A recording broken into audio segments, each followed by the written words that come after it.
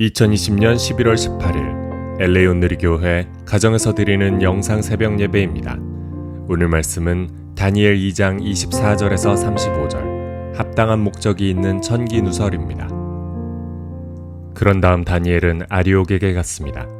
아리옥은 왕의 명령을 받아 바벨론의 모든 지혜자들을 죽이라고 임명된 사람이었습니다. 그가 아리옥에게 말했습니다. 바벨론의 지혜자들을 죽이지 마십시오.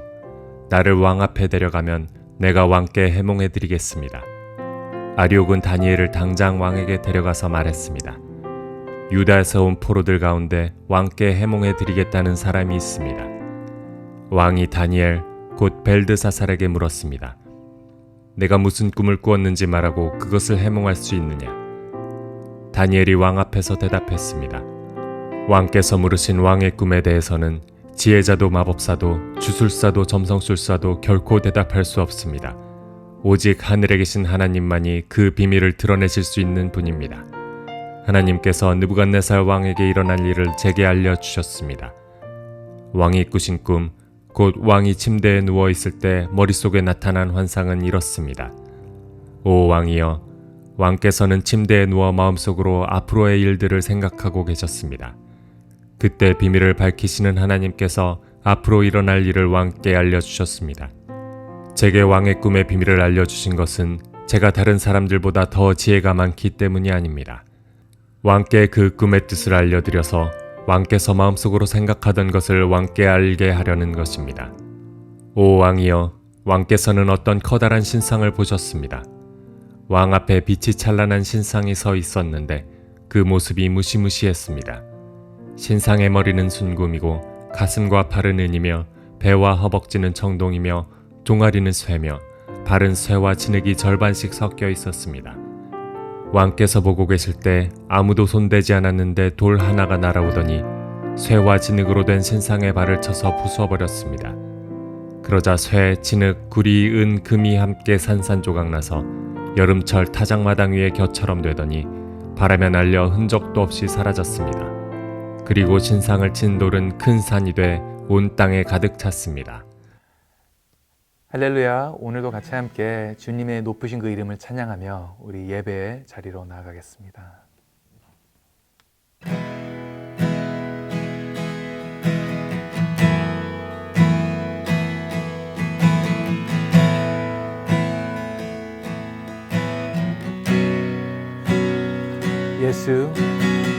예수 가장 귀한 그 이름 예수 언제나 기도 들으사 오 예수 나의 손 잡아주시는 가장 귀한 그 이름 예수 찬양하기 예수 찬양하기 원하네 예수 좋음과 낮음 되시는 오 예수 날 위해 고통 당하신 가장 귀한 그 이름 예수 왕의 왕 예수 왕의 왕이 되신 주 예수 당신의 끝없는 사랑 오 예수 목소리 높여 찬양해 가장 귀한 그 이름 예수 왕의 왕 예수 왕의 왕이 되신 주 예수 당신의 끝없는 사랑 오 예수 목소리 높여 찬양해 가장 귀한 그 이름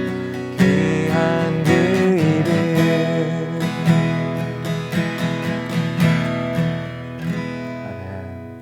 할렐루야, 11월 18일 수요일 아침입니다. 오늘도 하나님의 뜻을 알고 그 뜻을 세상 가운데 널리 전하는 저와 여러분 되시기를 축복합니다. 천기누설이라는 말이 있습니다. 하늘의 비밀이 새어나간다란 뜻이지요. 누설되면 안 되는 큰일 나는 중대한 기밀이 바깥으로 새어나가는 것을 설명하는 사자성어입니다.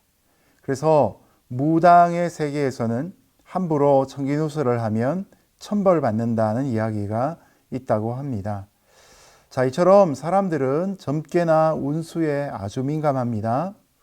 선거철이 되면 미아리 고개 근처에 있는 점집들이 성업을 이루죠. 그런데 가만 생각해 보면 참 이 일만큼 우스운 일이 없습니다. 장래에 이루어질 일이 사람들의 민심에 따라 투표로서 이루어질 일들이 어떤 한 인간의 직관이나 귀신의 신통력으로 알아맞출 수 있을까요? 그렇다면 그런 점쟁이의 인생은 세상에서 가장 복받은 삶이 되어야 할 것입니다. 그런데 그렇게 점치는 사람들의 인생을 보면 결코 행복하지 않습니다. 교회 사회도 보면 자신을 통해 하나님께서 장래일을 계시하셨다고 하면서 종말에 관한 이야기, 남의 장래에 관한 이야기를 하는 사람들을 봅니다. 그런데 결과적으로 보면 결코 건강하지 않은 결과들을 많이 경험하게 됩니다. 여러분, 진짜 천기누설이 뭘까요? 진짜 천기누설은 이것입니다. 인생에게는 지혜도 능력도 없다는 사실입니다. 이것이 정말 우리가 알아야 될 가장 중요한 내용입니다. 인생의 방향은 오직 하나님께서 지혜와 계시의 영을 주실 때에만 우리가 가질 수 있는 것입니다.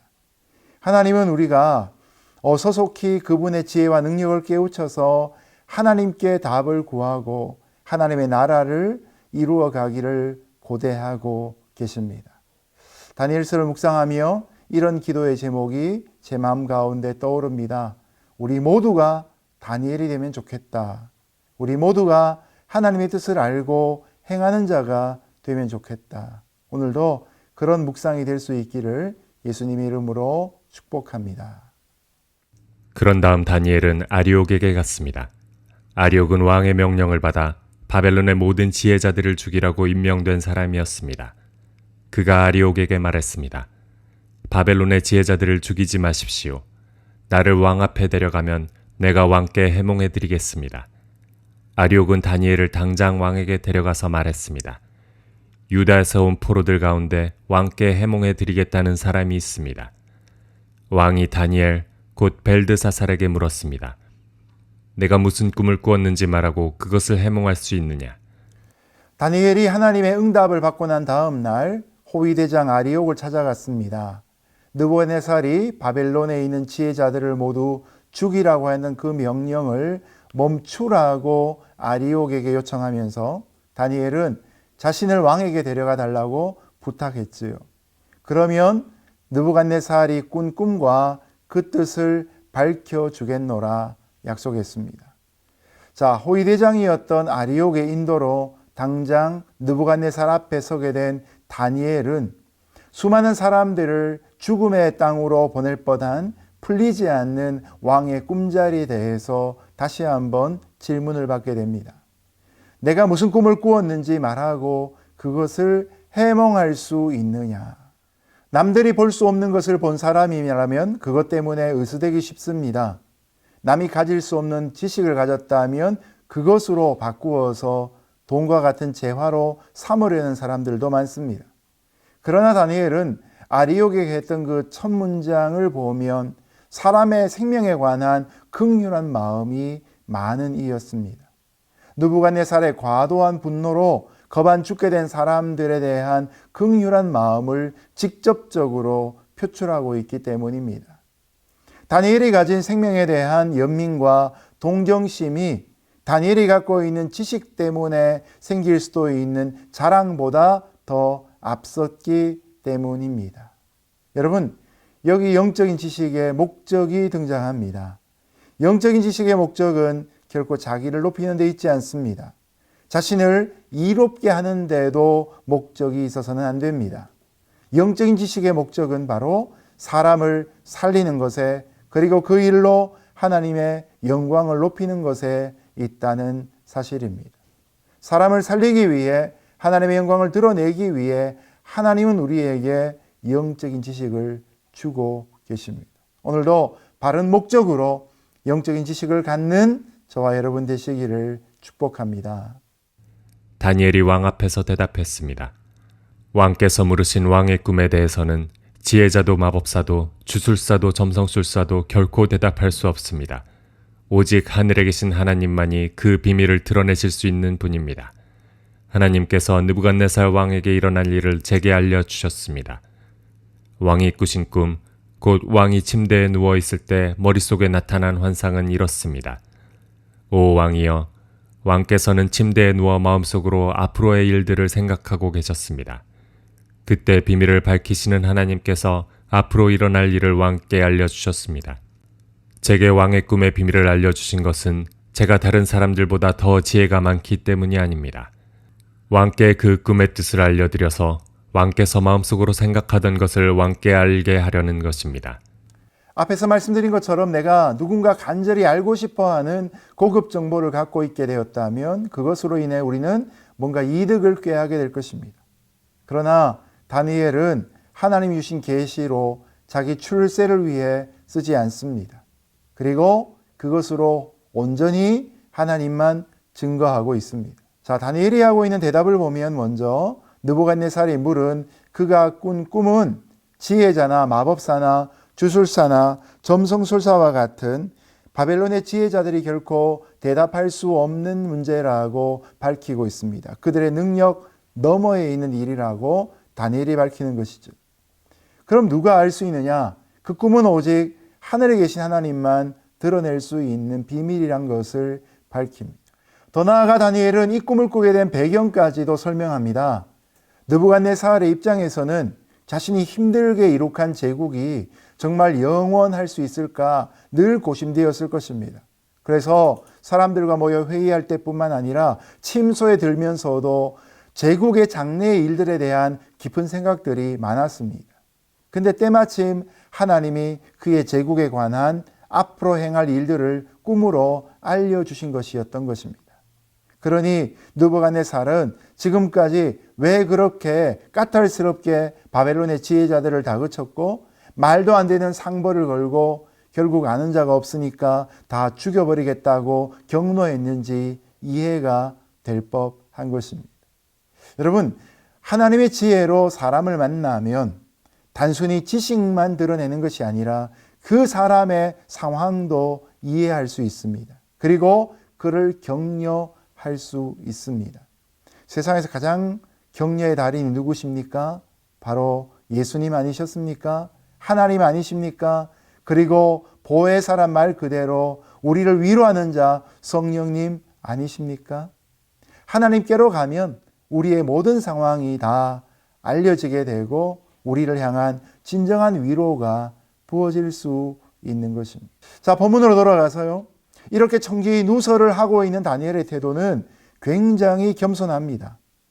자신의 지혜가 바벨론의 지혜자들보다 결코 낮지 않고 하나님이 장래일을 알리시기 위해서 왕에게 계시한 것뿐이라고 밝히고 있는 것이죠. 다니엘은 하나님의 권능을 증거하면서 느부갓네살의 마음을 하나님께로 돌이키고자 애쓰고 있는 것입니다. 느부갓네살 왕의 인생의 위기를 오히려 하나님 만나는 기회로 그는 삼고 있는 것입니다.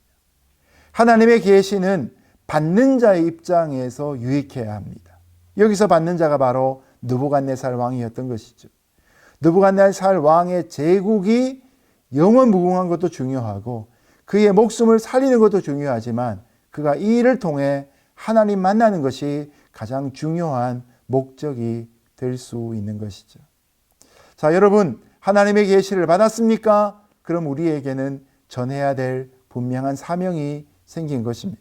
오늘도 하나님의 사명자로 무엇을 세상 가운데 전해야 될 것인가, 그 메시지가 정확한 저와 여러분 되시기를 예수님 이름으로 축복합니다. 오 왕이여, 왕께서는 어떤 커다란 신상을 보셨습니다. 왕 앞에 빛이 찬란한 신상이 서 있었는데 그 모습이 무시무시했습니다. 신상의 머리는 순금이고 가슴과 팔은 은이며 배와 허벅지는 청동이며 종아리는 쇠며 발은 쇠와 진흙이 절반씩 섞여 있었습니다. 왕께서 보고 계실 때 아무도 손대지 않았는데 돌 하나가 날아오더니 쇠와 진흙으로 된 신상의 발을 쳐서 부숴버렸습니다. 그러자 쇠, 진흙, 구리, 은, 금이 함께 산산조각나서 여름철 타작마당 위의 겨처럼 되더니 바람에 날려 흔적도 없이 사라졌습니다. 그리고 신상을 친 돌은 큰 산이 돼 온 땅에 가득 찼습니다. 다니엘이 말하고 있는 바를 보면 그가 본 그대로 진술하고 있다는 것을 알 수 있습니다.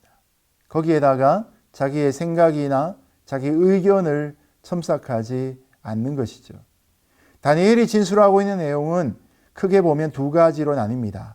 먼저 31절부터 33절까지를 보시면 느부갓네살이 꿈에서 봤던 거대한 신상에 대해서 묘사를 합니다.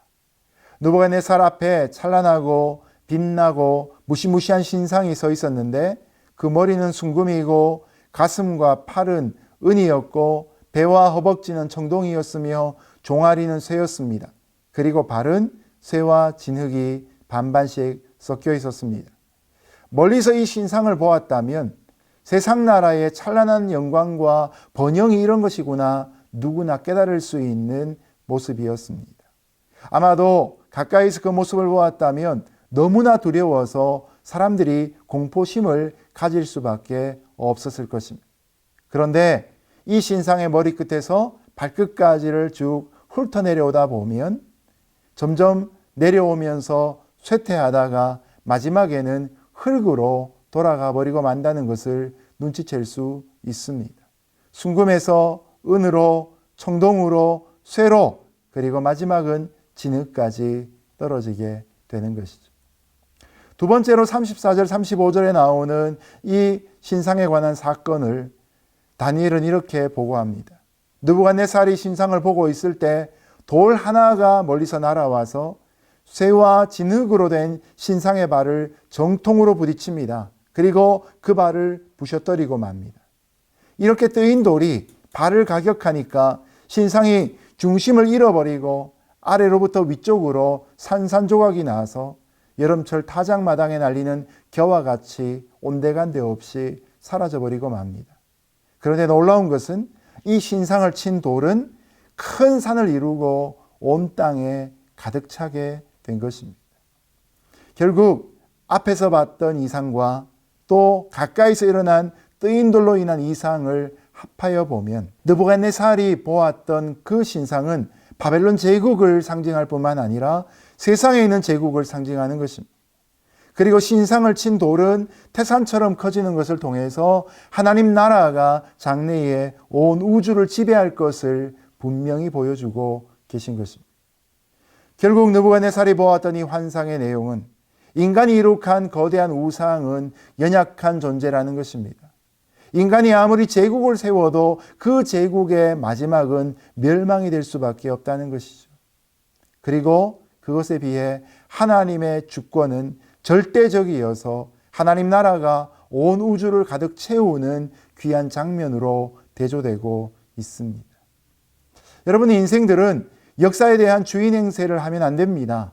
아무리 높은 자리에 올라 있고 아무리 많은 것을 소유하고 있다 할지라도 역사의 주인이자 인생의 주인은 오직 하나님 한 분뿐이십니다.